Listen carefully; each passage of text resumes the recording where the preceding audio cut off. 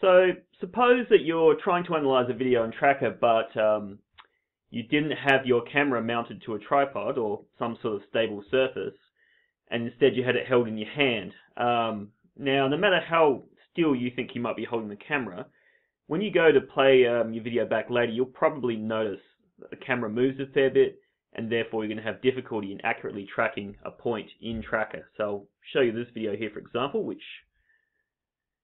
was played that way, and you can see as the video progresses, this is obviously in slow motion, but as the video progresses, the footage, which was shot on a smartphone held in the hands rather than on a tripod, is all over the place. And what that means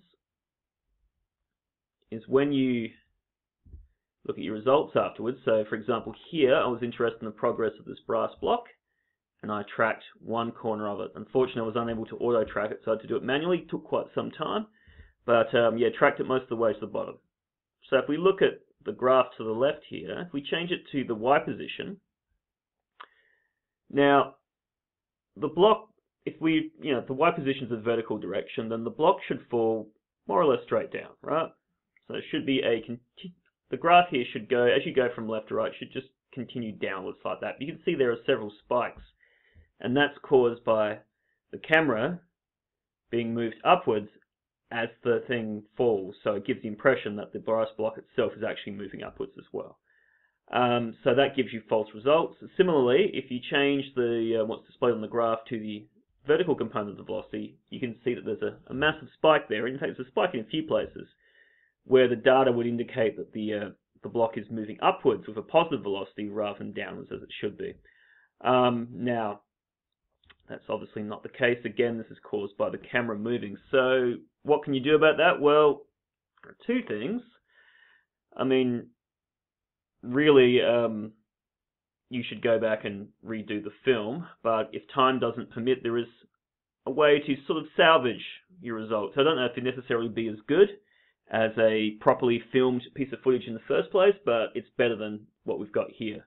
And that is to, rather than have your regular coordinate axes, the purple line appears here, that just kind of stays in one spot, is instead to fix the origin of your coordinate axes to a particular point in the video. And then if the camera moves, well, as long as the camera doesn't move towards or away from that point, if the camera just sort of moves from side to side or up and down slightly, because the origin of the coordinate axis is fixed to that point in the video, it will move with the image as the camera moves up and down. So it should be able to correct for any movements of the camera. So how do you do that? Well, firstly you go back to the start of the video, and then choose a fairly clearly defined point in the video that you should be able to see in every frame of the video. So that did require a little bit of experimentation. I chose the corner of this lead block here at the bottom of the container.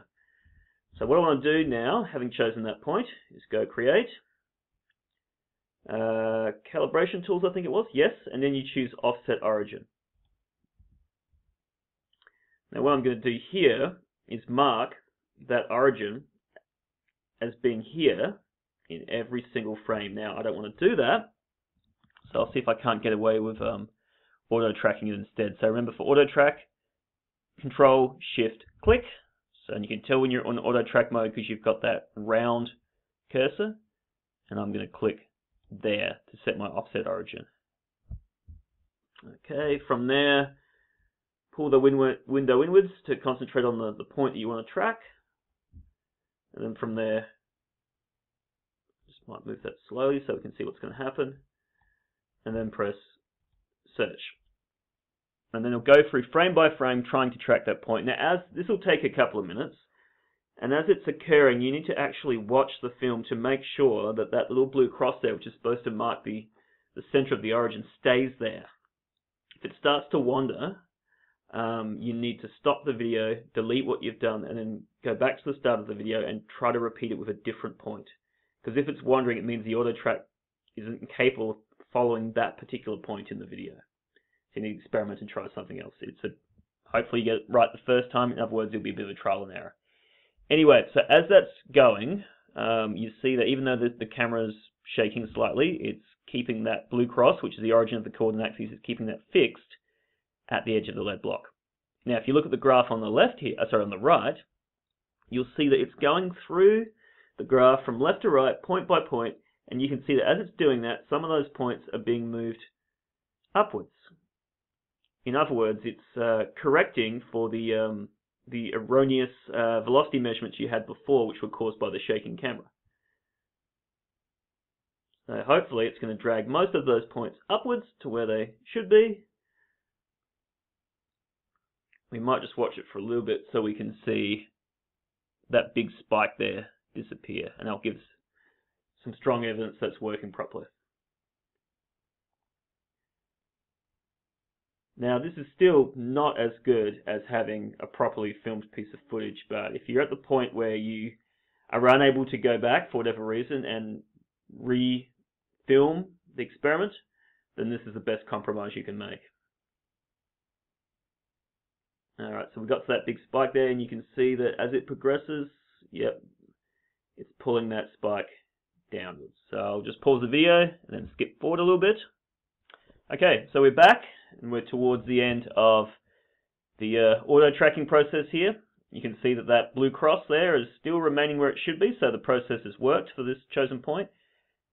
Now the graph on the right here, we're almost done, doesn't look quite as clean as it did before, but that's because as the algorithm went from left to right and removed those incorrect points, because the points are a lot closer together now, it's actually sort of zoomed in a little bit, so it's kind of exaggerated that process. Anyway, so now we've got a much cleaner set of data than we did previously. So the VY one looks okay. If I was to go back and look at the Y coordinates, look at that, straight down as it should be. As you go from left to right, there's a linear trend as the Y coordinate goes downwards. So that's worked quite nicely.